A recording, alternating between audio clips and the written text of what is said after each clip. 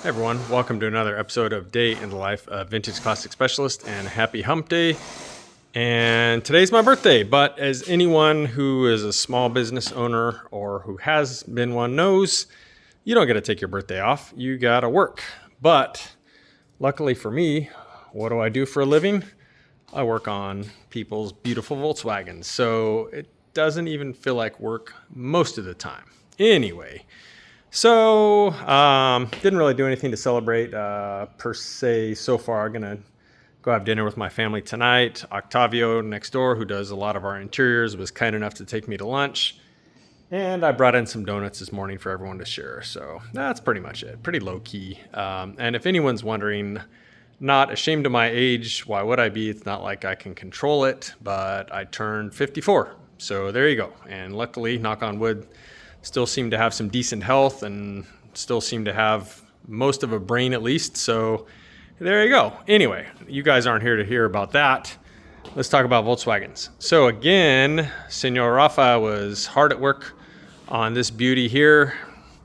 And again, just, this bus is actually getting down to where most of what's left are kind of small details. The huge things like, putting in the suspension and doing brakes and stuff like that. That's all been done for a while.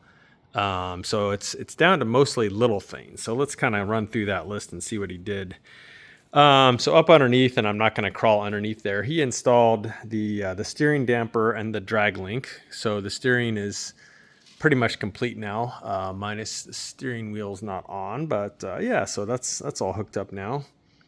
And he had to fix the shifter, and so I thought it was worth maybe showing you guys what he did in case you come across this. So this is not the shifter out of this bus, but it's similar enough. They all look about the same. So there's his. So what happens on these when they get very old is this round bit that you see right here is supposed to be, well, round. And what happens over time is it'll wear flat spots on the sides, or they can anyway. This is what rubs on the shifter plate that helps you select first, second, third, and fourth gears. And then when you push this down, this thing goes under that plate, and that's what allows you to go all the way over and back for reverse. Anyway, so the one on this bus wore pretty bad as far as having flat spots on the sides, which again is where they wear, because when you're shifting in first and second or a third and fourth, this thing is rubbing on that other metal plate. Anyway, long story short, so basically what you do is you weld on this thing and you build back up material, and then you grind it back to a nice shape. Again, this isn't the one. I'm just using it as to demonstrate the point. But yeah, so he fixed that. So it should shift good. It would not have shifted good without fixing that. So that's important little detail there. Let's see, what else did he do? He installed the heater cables. And you can see the heater control knob, which is that knob right there on the seat. And so I should mention, just kind of an interesting point, is that the cables for the heater are different on a bench seat bus. So one that's got, one continuous seat here versus a walkthrough, which is like this, where the space between, because the knob or the cables are routed a little bit differently because of the fact that it's a walkthrough. So anyway, different heater cables for a walkthrough. So if you have a walkthrough or a regular bench seat bus, make sure you get the right cable if you need it. So yeah, that went in. And let's see, what else did he do? He installed all the little plugs in the hinges here. So again, we love all those little details. A lot of people just leave those things out. Likewise with these, which went in, I think, last week, but all those little plugs and stuff that they came with from the factory, let's put them all in, people. Don't be lazy. Looks super clean with those in. So that all happened, and the cargo door handles went on. So boom and boom. So those are those. And then the cargo mat kind of went in, and the middle seat kind of went in. However, unfortunately, whoever welded this floor in welded this plate in the wrong place. So you can see where that is over there with the tape showing here.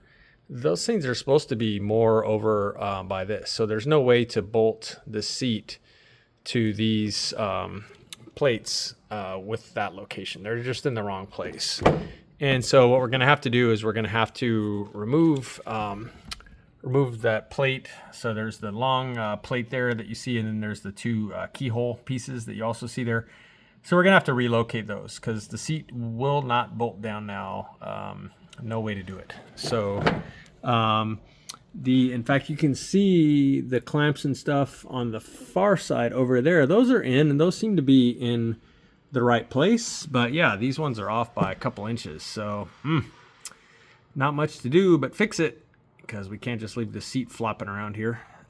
So yeah, something we didn't expect. But again, the guys that put the car together at the end, in this case us, we're the ones who have to potentially at least go back and fix whatever the metalwork guy did or whoever had their hands on it before, because we have to actually get stuff to fit. So yeah, that's one of the challenges sometimes, especially if the metalwork and stuff was done elsewhere. We can't go back to like our metalwork guy and be like, hey bozo, you put those in the wrong place, fix it.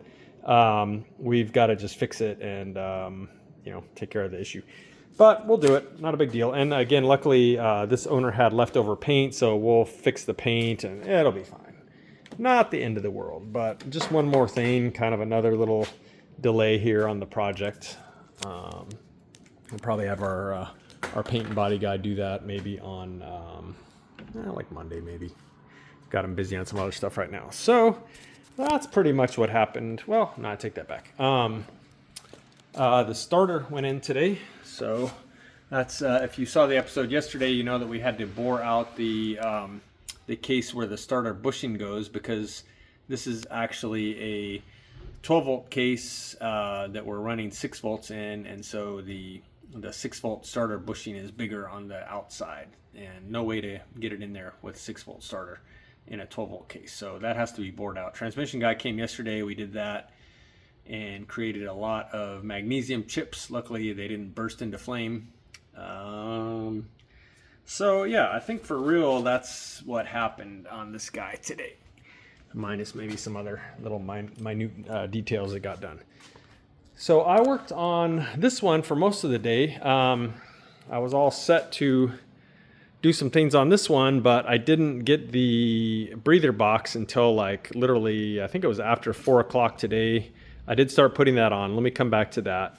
In the meantime, this one here, the big thing it got, which looks amazing, is I installed its pop outs. Look at those, so good. The chrome, or polished aluminum in this case, and the red just looks so killer together. Especially with the trim on those windows, and then when we get the rear window and the front window in with their respective trim, and start getting some bumpers on this thing, it just looks insane. The red and the chrome and polished aluminum are just so gorgeous together. So yeah, both pop outs went in today, and like most things with this car, they went in pretty darn easily. This car had pop out windows installed on it probably from the dealer, so all the holes were existing. I just had to like poke around and find where they were behind the headliner and the hinge area and then the latch area.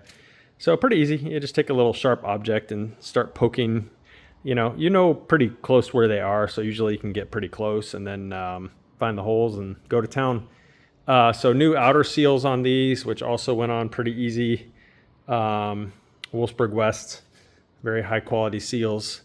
They go on nice. Again, the only thing we don't use, well, they're still from Wolfsburg West, but we use Brazilian seals for the outer door ones. Everything else is pretty much the German stuff. And what else happened here today? Also, what happened today is, so this went on. Well, a couple things actually. This I took to zinc plating and got it back today. Those guys super fast this time. So yeah, that went to and came back from zinc plating. I had previously sandblasted it, got it already. And then yesterday I cleaned up the original cable for it, which is right there, hiding down there nicely. So yeah, routed the cable, greased up that thing, got it bolted in, and yeah, seems to work really nice. So that went on, and then the horn grills went on. This one I used the original little cover that goes on. So this one doesn't actually open up to anything. It's got like a little vinyl cover that blocks it. And then this one, of course, opens up because that's where your horn toots through. So yeah, those went on. And what else? Not really bolted on permanently, but just because I wanted to put it on there because it looks good. The latch for the rear deck lid. I still need to put the sort of cup-shaped piece of rubber in there. That's why that's just bolted on there loosely. And it'll need to be adjusted and stuff anyway. But yeah, I got that back from zinc plating too. And again, I'm just loving how the shiny bits and the red look together. So yeah, that went on. Here's the other pop out. I think that is most of what I did on this beauty today. So now let's get to this guy here. So yeah, I did, like I said, I got this at about 4 this afternoon and started putting it on. So there it is, mounted up there to the firewall. And you know, it works. It's there's so much going on this side of the motor that actually having another thing on this side I feel like kind of helps balance it out. Anyway, it doesn't look bad over there, and it does add a little bit more sort of weight, so to speak, on this side of the engine compartment since there's so much stuff going on over here. And so yeah, so that'll help the motor breathe. So tomorrow, first thing, I will actually route that to the stand here and then to both valve covers. And I think, fingers crossed, I have located a good speedometer for this, which I'm hoping I can also get tomorrow, first thing-ish, and finish this puppy up. So I think on the topic of the oil on this thing where it had a little mist, I think it was actually coming from this joint here, not actually from this little breather. I think it was kind of coming around this O-ring here. And the problem with these things is that, you know, you put this on and you have to face it kind of facing up like this. Well, that's not necessarily where it's super tight. This one, I think when it's super tight would have been like facing kind of backwards like this. Obviously you want it close to straight up so that, you know, it doesn't look dumb, A, and then B, when you go to fill oil, you can actually, you know, fill it through the top here. So I'm gonna maybe try some different O-rings and see if I can get this so that when it's tight, it's actually sitting upright. Because again, I think the oil mist that we were seeing was actually coming through this joint here.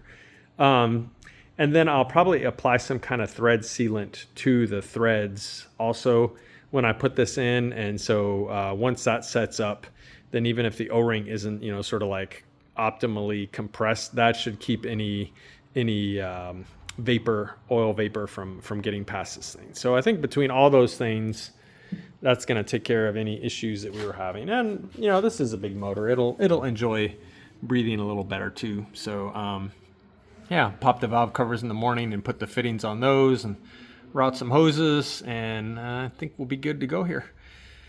So for real now, I think that's it. I'm going to go home and I guess, yeah, I think we're going to go get some burgers. We live in the city of Orange, about a mile from the shop. If any of you are familiar with Orange, we're about a mile up the street also from Old Town Orange. So I think we're talking about going down to Old Town Orange somewhere and getting some burgers to celebrate my bday. So that is it for today, guys. Appreciate you watching, and we'll see you again tomorrow. Bye.